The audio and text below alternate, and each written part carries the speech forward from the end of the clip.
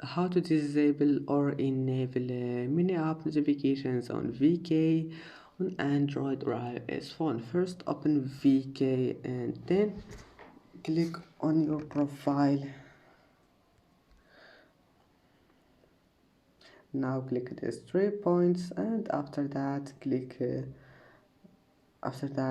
this one here, share profile,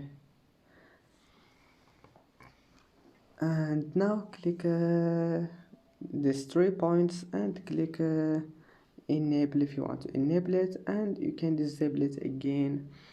And I hope that can help you because it's easy. Now just go back. And that's it for today's video. If you like this video, please don't forget to like and don't forget to subscribe, and thank you for watching this video until the end, and see you in the next video.